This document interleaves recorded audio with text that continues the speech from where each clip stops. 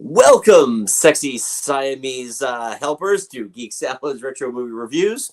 From the Geek Salad Podcast, I'm Andy. I'm Mike. And tonight we continue our look back at the Oscar winners of the past.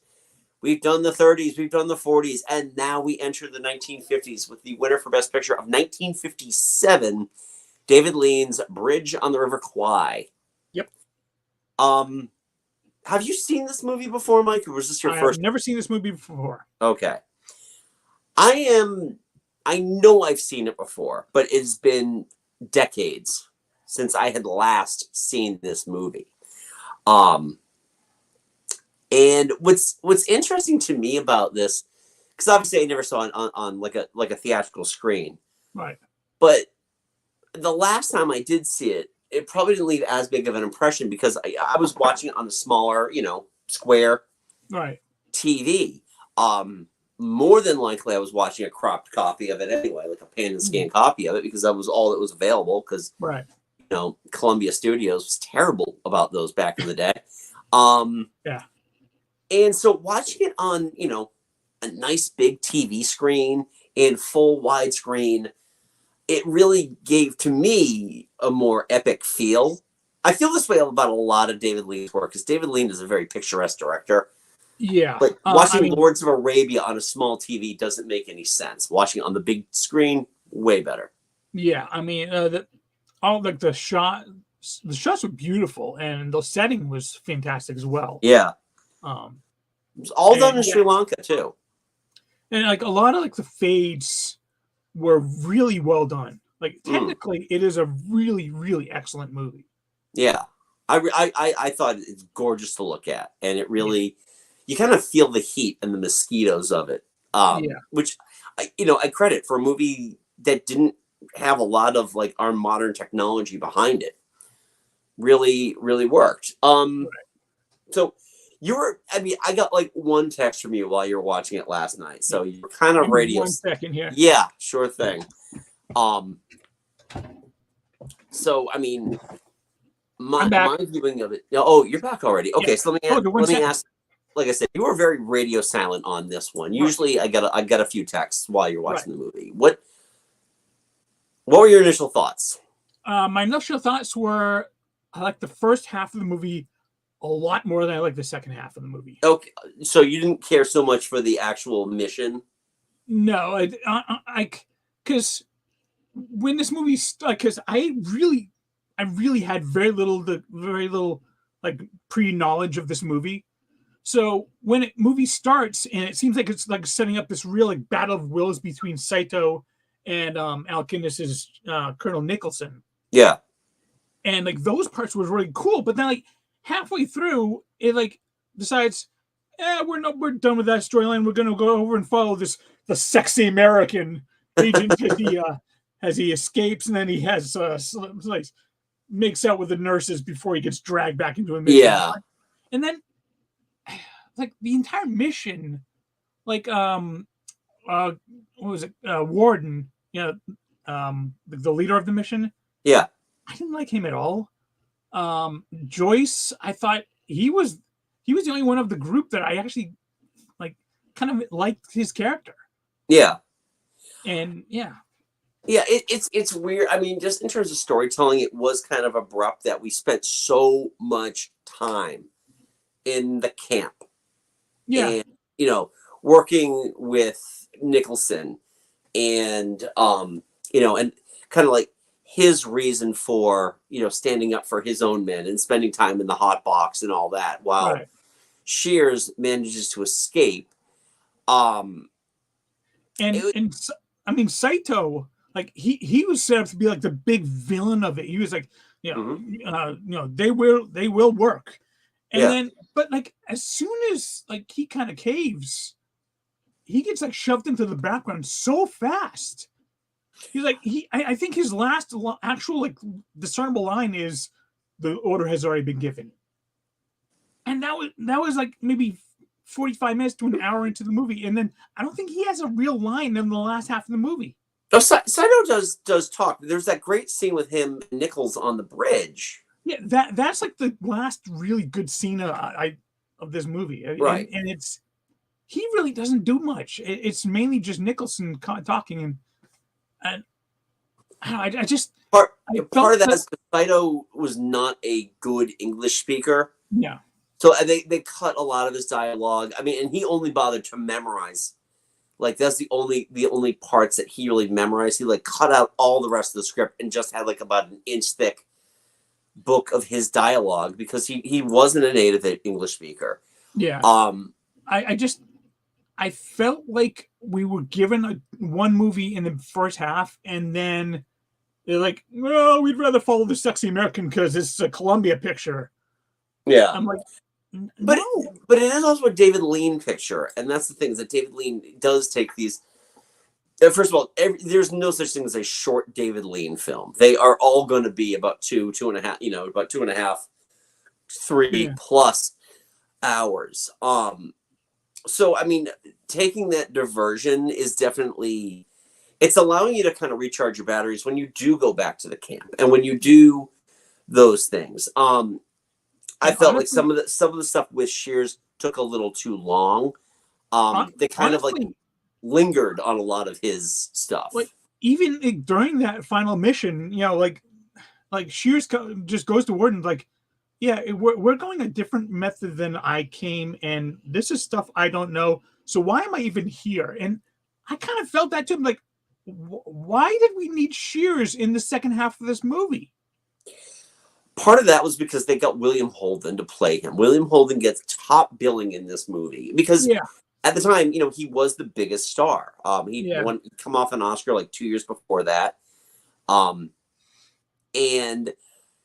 you needed that. I feel like this movie, because of how it, and again, it's also based on a book that I feel like cinematically it made more sense to break it up the way they did. Now they could have interspersed a little better. I feel like we could have taken some of the camp stuff and interspersed that more throughout the Shears journey of it, which takes up a good, third of that of that final half of the movie.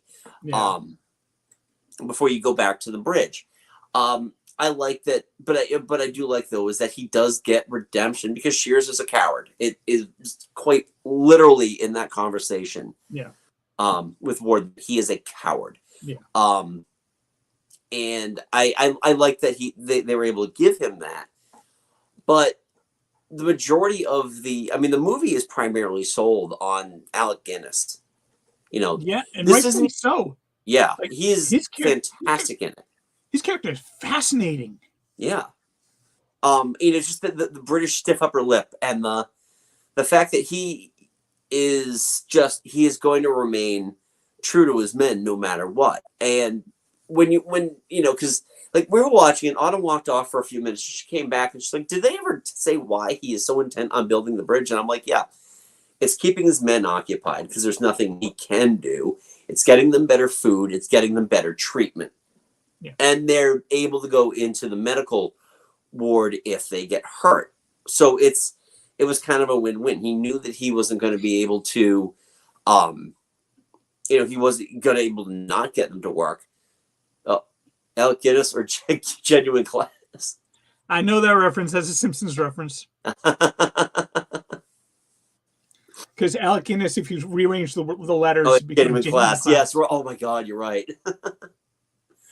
He that's the reason why. Now, of course, it becomes an obsession, and towards the end, you can kind of see that. You can kind of see that this is his creation. He's put his name on it. Yeah. Even though, and I think his reasoning was sound that they couldn't actually, prosecute them for, giving aid and comfort to the enemy because it was done under duress.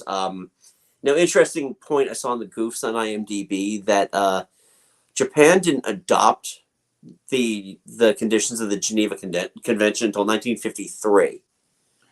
Oh, so all that stuff that he pulls out would have been meaningless. To the Japanese, and even if you don't have a movie if you don't do that. So, and, I mean, you can kind of work around that because Saito needed them to Yeah. work in order to finish the bridge. Otherwise, he's dead. Yeah.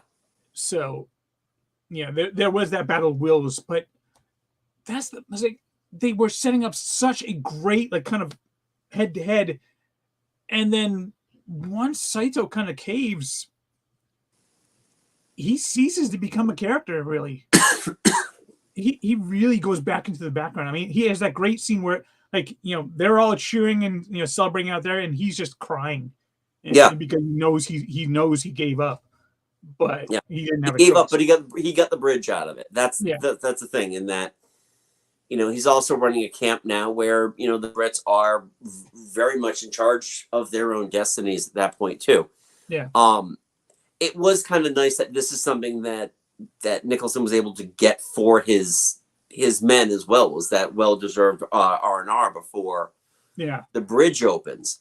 And I mean that's the thing. It's the story of a man's obsession with his men and with the pride that he feels doing this, and that his last lines in the movie when he just kind of looks and he sees that Shears is dead, and he's like, "My God, what have I done?" And then he dies and blows up the bridge. Which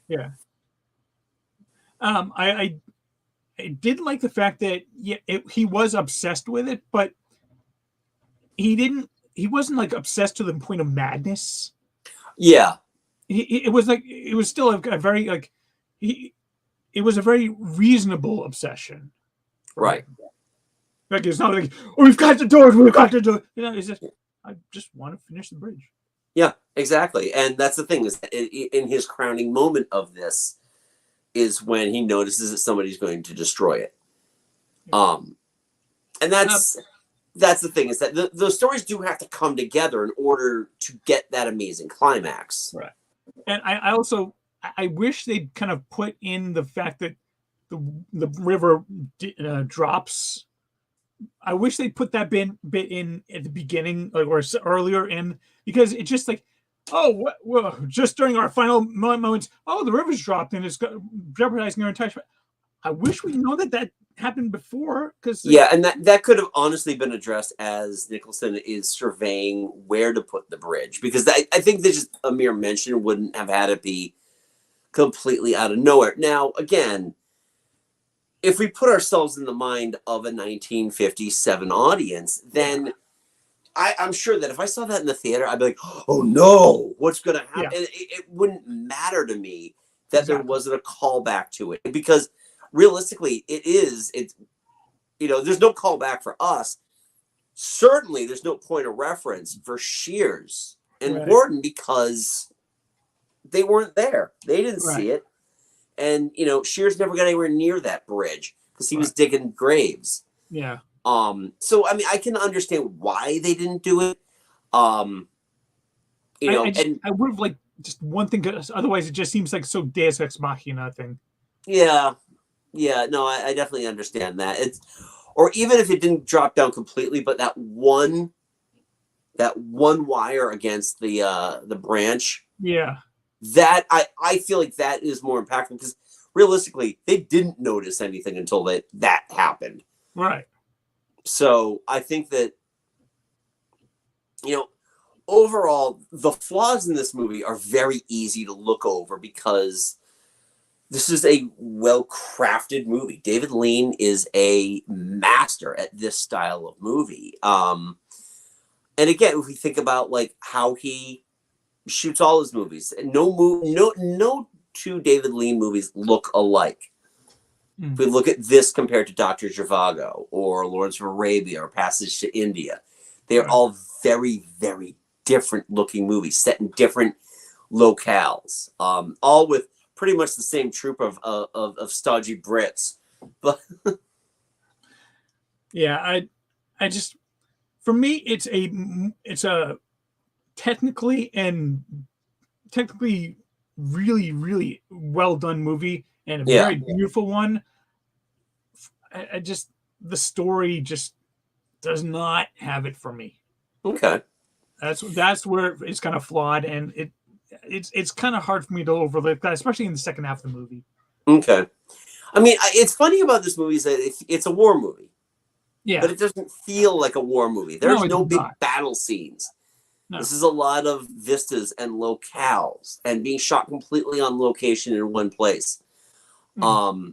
You know, the action sequences that we do get are very short. And then there's the threat of action sequences, like when they point that machine gun at Nicholson and his men. And he's just like standing there. He just stands there. Just stands there.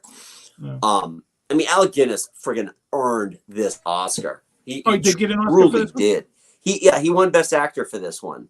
Rightfully so. Yeah. Rightfully so. I'm pulling up the what it was up against, because that's the next part of this. Yeah. It won, I think, what, 5 awards? 7.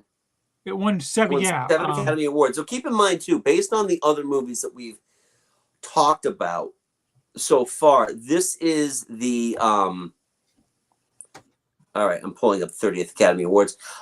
This is the most technically proficient out of all of them. Easily. So, and technical awards at this point were a thing. Yeah. I think, I mean, I do like it more than I like when Rebecca was. But for me, It Happened One Night is still top. Out of your favorites, yeah. I mean, again, this is a very different movie. Yeah. So it's tough to like compare this to It Happened One Night. Yeah, I'm just going with like which one I had more enjoyment watching. That's understandable. So let me take a look here. So the 30th Academy Awards. Bridge on the River Kwai was the winner against 12 Angry Men. Ooh. I probably would have voted for 12 Angry Men. Okay.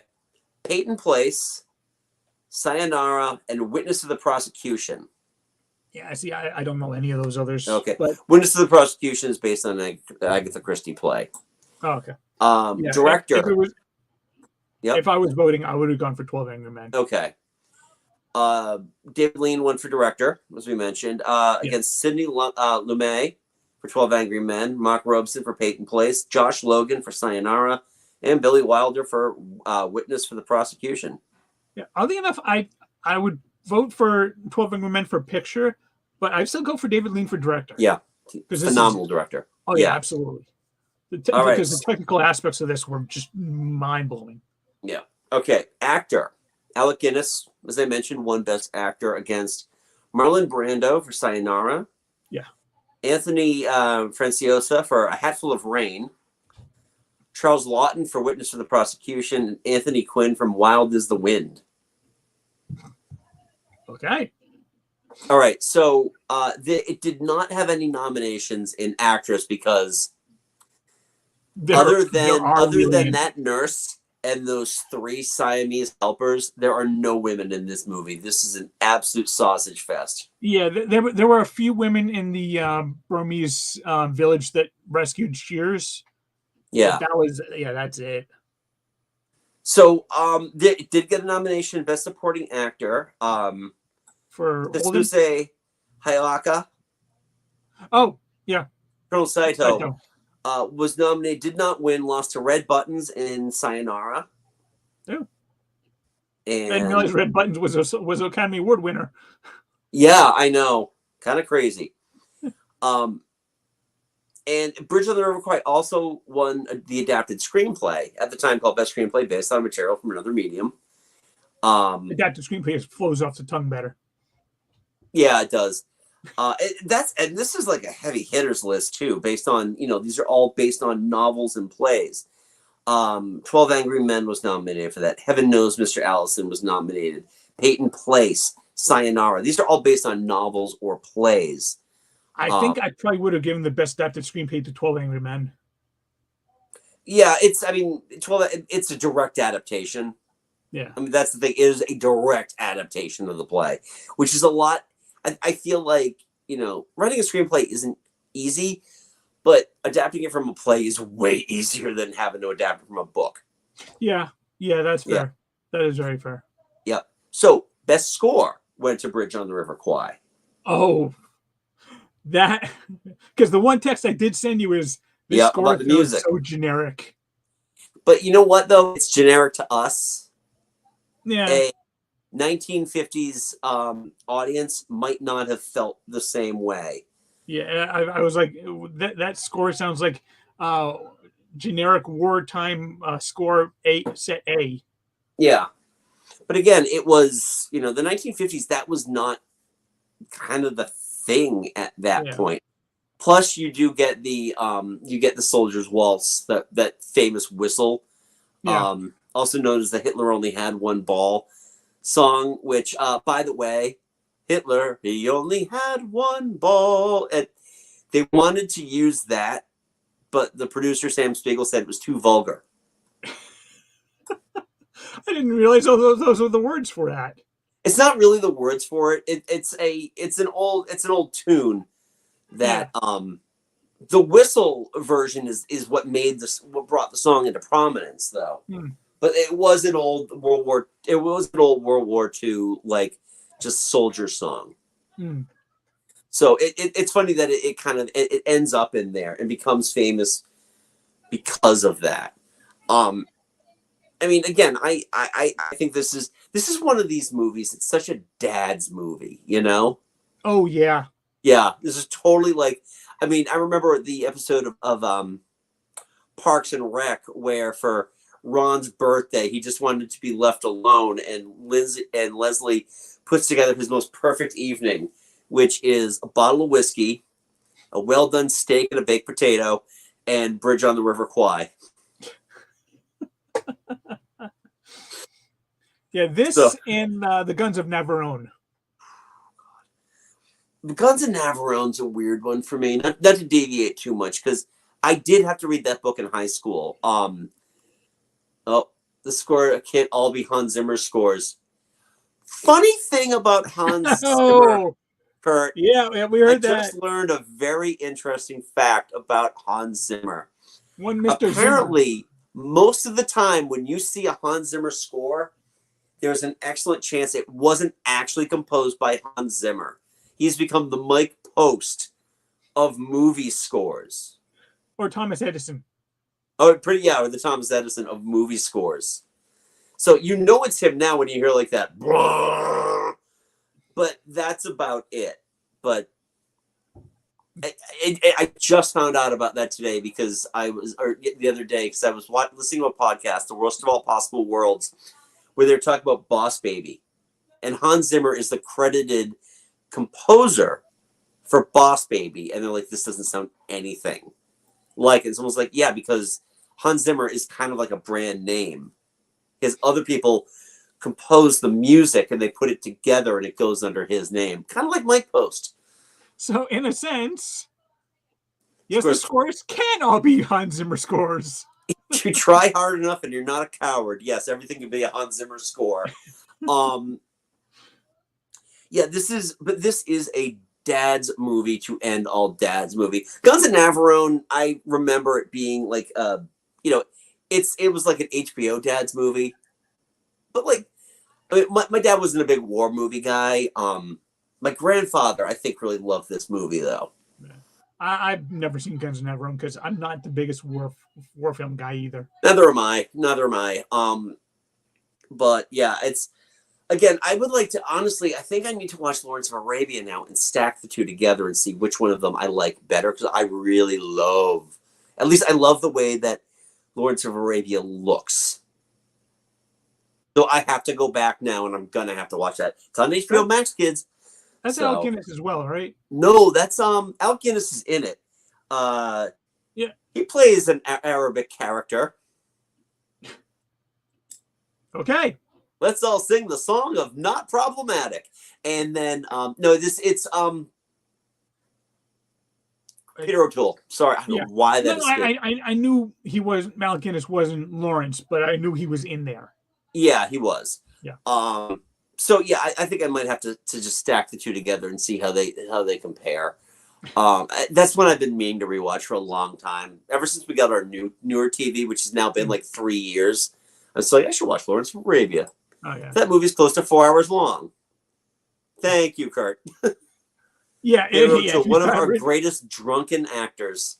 Yeah, if you thought Bridge on the River Kwai was a long haul, Lawrence of Arabia, Bridge on the River Kwai is a drip in the river.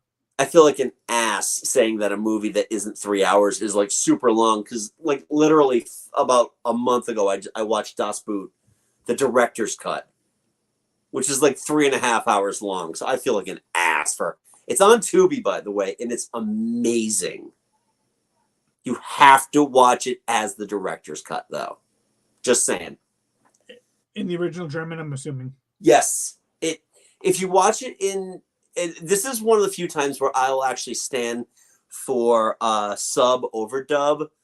So most of the time, I don't care. You can do whatever you want. But watching Das Boot dubbed into English makes it feel like a completely different movie. You need to see it in this case, you need to see it from the German's point of view. So definitely, it's on Tubi. Watch it if you haven't done so. Mike, do you have anything else that we have to add about Bridge on the River Kwai, or do you think we're good to go on this before we talk about what's next week? I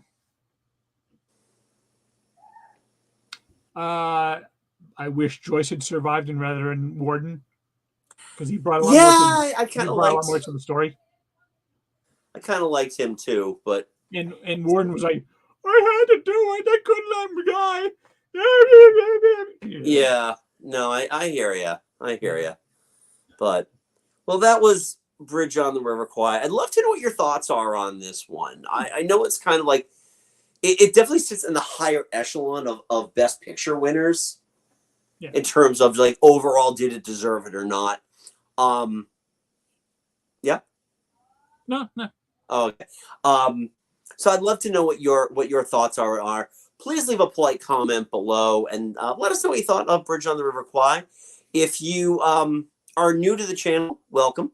We do this every week.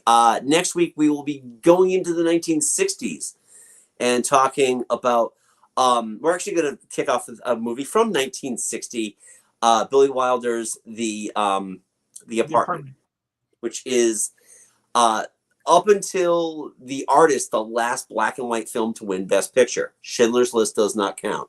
No, because it's got color in it. Yeah, they're color segments, and they also, because of the red dress, or the red coat rather. Yeah, so yeah, love to know what you think.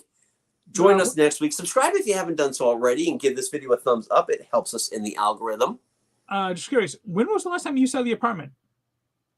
Literally watched it 2 weeks ago. Oh, okay. I've already watched it. So what's that? Never seen it. So okay, yeah, it's really great. It's a comedy again, right? Comedy, yeah. Good, cool. Yeah, it's a comedy, but it's the kind of comedy that wins Best Picture. Yeah, too few comedies win Best Picture. I agree. They need to be considered higher, better than they are, because they really are better than they are. I agree. We'll have that conversation next week. So also, Mike and I host a little podcast called Geek Salad. You can check that out wherever you get your podcasts, Stitcher, Spotify, iTunes, Google Podcast, you name it, we are there. You can check us out there. Also, if you have not done so already, well, you probably wouldn't have known about this unless you follow us on Twitter at Geek Salad Radio, is that I last week guest hosted on our friend Thomas Green's new podcast, Perpetual Cinema, where we talk about the relevancy and importance of the Academy Awards. So definitely check that out, Perpetual Cinema. You can find it right next to Geek Salad. Not right next to, but in the same app that you're doing, that you're checking Geek Salad out. We are also on Facebook at Geek Salad Podcast as well. So anyway, until next time, I'm Andy. I'm Mike. Go forth and be nerdful. We'll talk to you later. Bye-bye.